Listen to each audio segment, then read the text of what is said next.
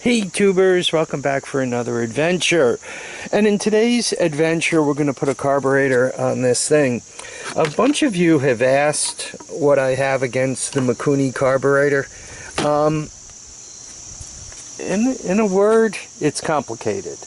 I don't mean my relationship with the Mikuni carburetor, I mean the Mikuni carburetor itself is a bit complicated. When one, grabs a fingerful of throttle on this thing, right, you open up that butterfly, which causes the engine to put vacuum on the carburetor, which makes that open, right? Without vacuum on the carburetor, this doesn't open. Also, from a choke point of view, kind of uses a richening valve right here. I just don't like that. I find that when these carburetors are really gummed up, my personal success rate at rebuilding them is not great. So now I have a quad that doesn't run. It hasn't run in a while, and maybe it's okay and maybe it's not. Then I rebuild the Mikuni carburetor, and if it's not doing exactly what I think it should be doing, the carburetor is not going to help this thing start. So now I have a non-running all-terrain vehicle, and I'm trying to figure out what's wrong with it. I much prefer the these are Keihins. This is a PZ27. This is a clone, and it's such a cheap clone that nobody even wrote their name on it. Just from a fit and finish point of view, by the way, it's not a very good clone. It's got like a lot of sharp edges and so forth. Just as you touch it, you say, wow, this is not a great clone. Anyhow, but this is the carburetor we're going to put on there. If the carburetor's no good, I'll dig up a different PZ27. But for now, this is what's going on. That's where the carburetor has to go.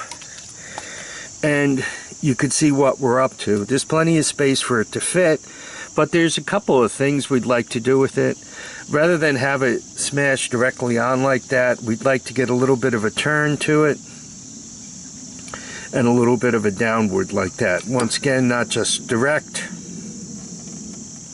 just kind of make an adapter to improve where it's going to be sitting here. Now that we've gone through all these long discussions, how does one make an adapter to put on there? This is a piece of brass. I bought this up at P&T Surplus. You can see what I paid for it. Now, it's really very easy to do. You just got to do a few measurements as the wind blows away my paper, but hopefully she'll stay still.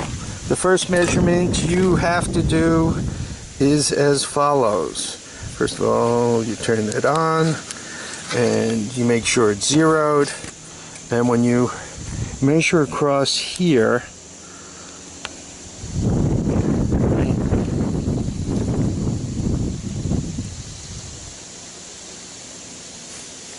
you get about 48 and a half, give or take a foot and a half. Right, center to center.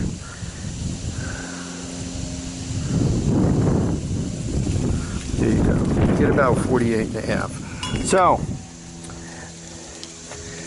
in a straight line right across here. I'm trying to show it to you without a shadow, right? So, that one dot,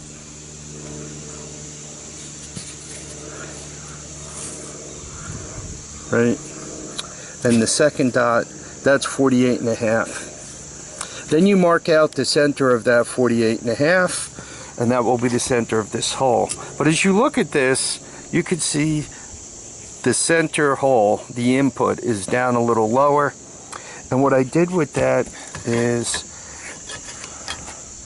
I just took my graph paper and counted. There are 7 squares between here and here. So I did that, and then I noticed where the center lined up to this, and I noticed it was shifted approximately 1 block, right?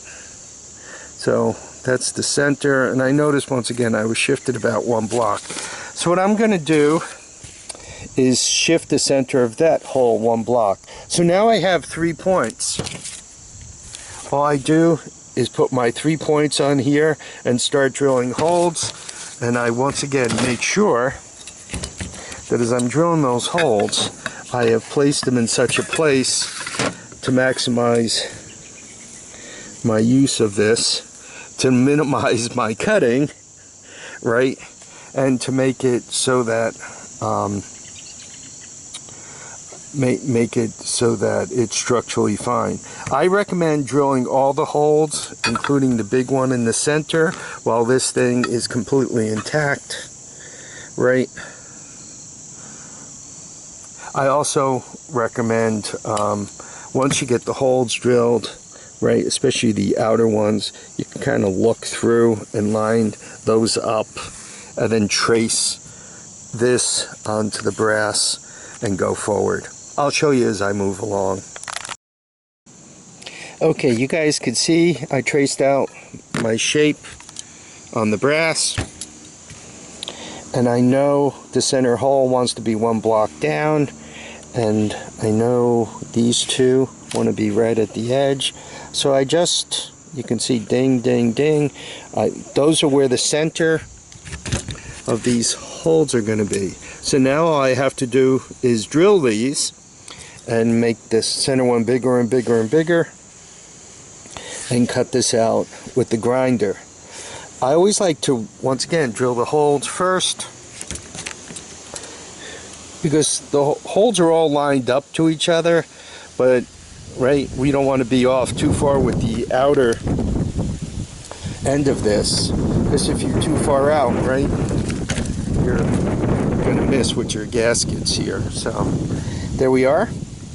I'm going to start drilling and cutting, and you'll see what I come up with. I normally like to start out with small holes. So as you see with the step drill, not all that hard to drill it out. And I'll drill out these two also. Right? Not all that hard. Before it gets a good grip on it though, I want to put my other hand down. Otherwise, this thing is going to swing about and and gut me. So you can see as we set the brass on the back of the carburetor that the alignment is actually, you know, pretty good. Not bad for doing this by eye. You'll also notice the whole hoard of fittings. I picked these up for 25 bucks. Turns out there was $50 worth of copper here. But what I like about it is it gave me a nice assortment. So all I have to do is solder that on, and this is a good fit to the intake manifold.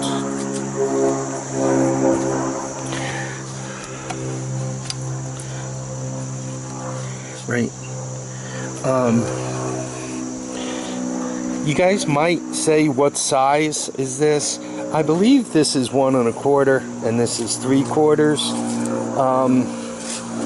Though if I measure it, the outside here, I get closer to 1 1/2, and I measure the outside here, I get closer to 1 inch. So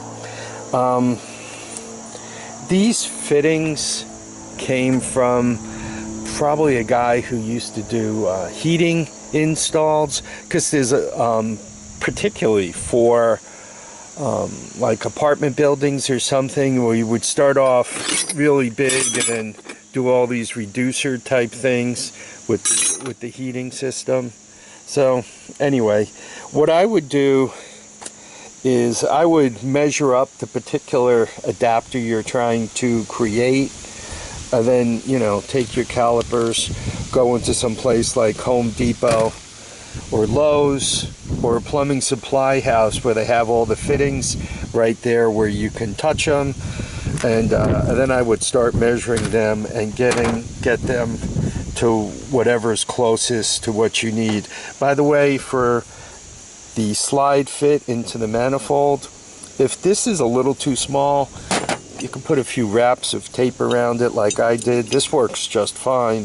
This is my testing adapter. You can put a few wraps of tape around it, right? Obviously with this guy, you just want to make sure you get the size right.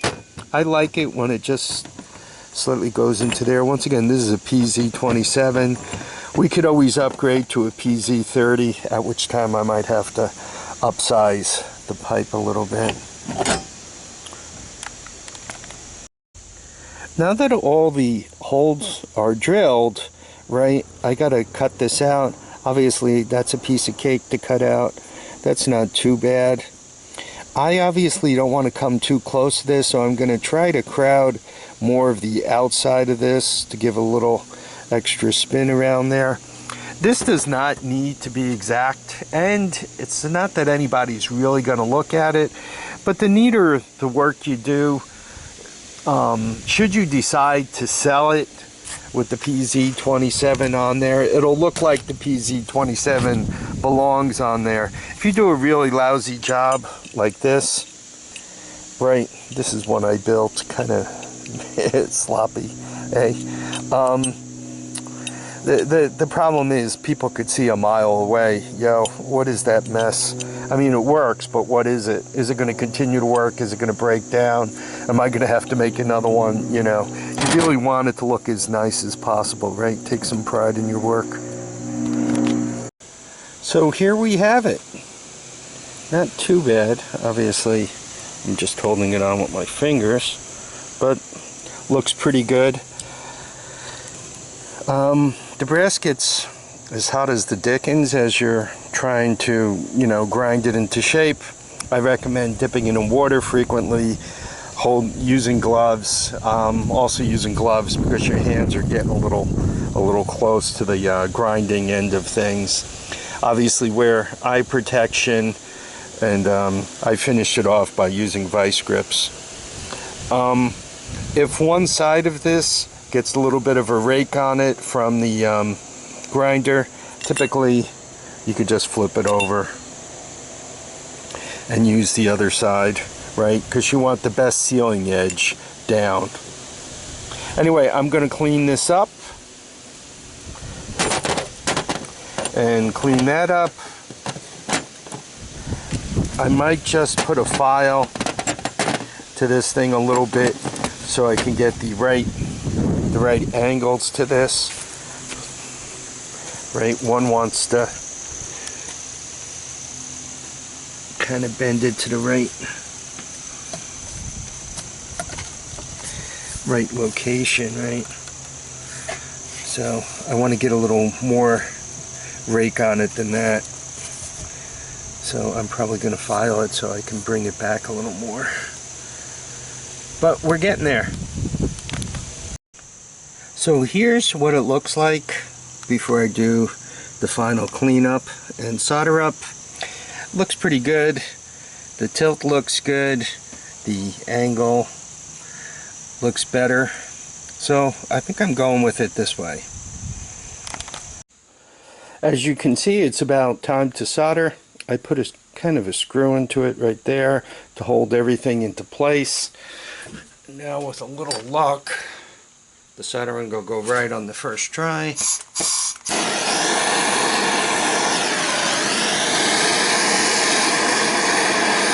Nothing will shift and cause me trouble.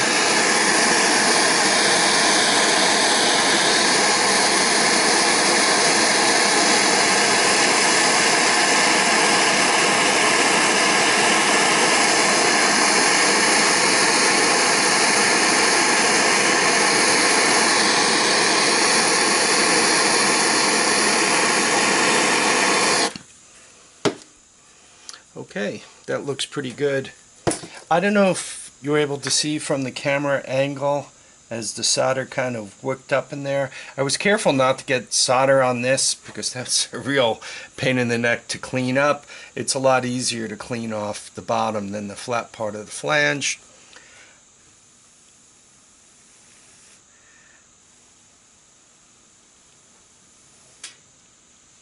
One must love the fumes of lead in the morning. Okay, I'm going to cool that off, make sure it's where I want it to be, and we'll go forward from there. Okay, the carburetor is fit right on there, and it actually looks like it belongs, quite honestly. I mean, very nice. I'll have no problem putting a air filter on that. Right, looks good. Now all I have to do is get the throttle sorted out. We'll be able to squirt some gas into it, fire up the portable CDI box, and see if we can't get this thing started. Okay, tubers, let's see if we can't get this thing to start. So I have the jump pack on it and the battery charger to help the jump pack out. We have a green light. We have the portable box on. We have gas. You can see it right there. Spark plug is on. Wires are on. Nothing shorted. Choke is on.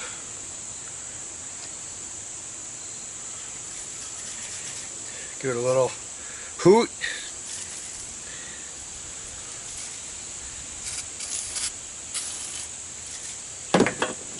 And right, that's on, everything's on, it should fire.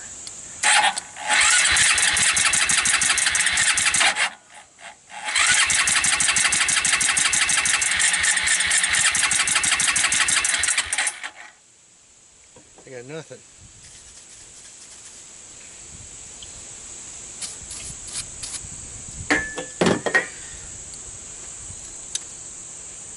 Strange. Fired without a carburetor.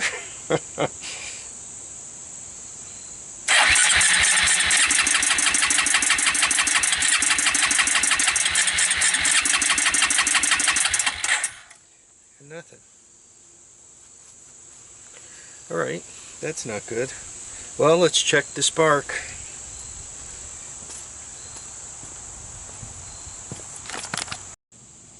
So here's what the spark plug looks like. It doesn't look flooded, though it does look like it is getting gas. So let's see if we're getting spark. Looks like we are. That's strange. Well, maybe the valves are too tight. Let's turn this over until we see it open and close.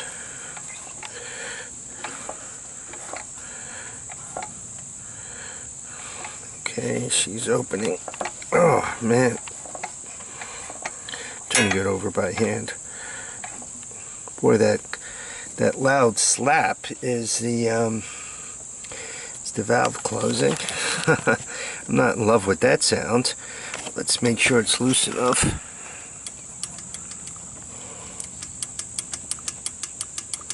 You hear that sound? That means the intake valve is loose enough. So I dropped the adjuster cap for the exhaust valve, and you can see somebody has been fooling with this.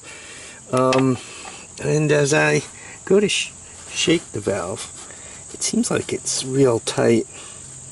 So I'm going to loosen up the exhaust valve. Maybe that'll help. So I loosened up the adjuster, and if you listen, right, that valve is definitely opening and closing.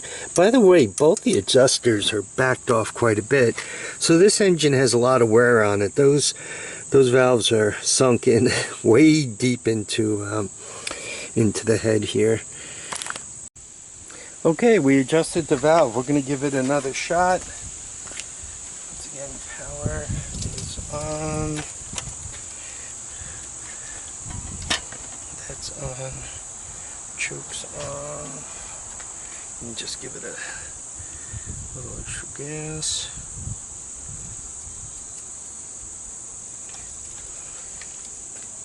Gotta spill some gas to make sure if it goes good, eh? The old starting fluid.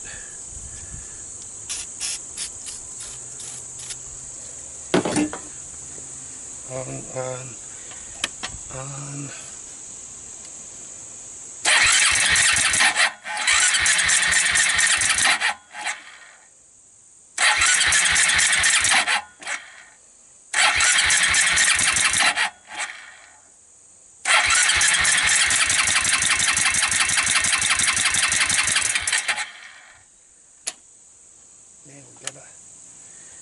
whole load of nothing here.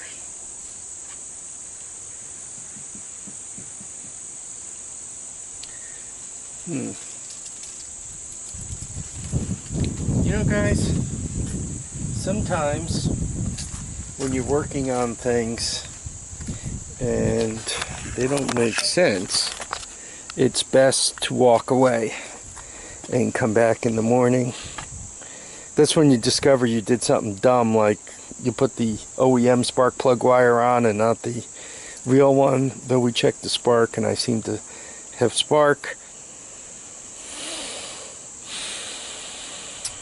Maybe the carburetor's no good?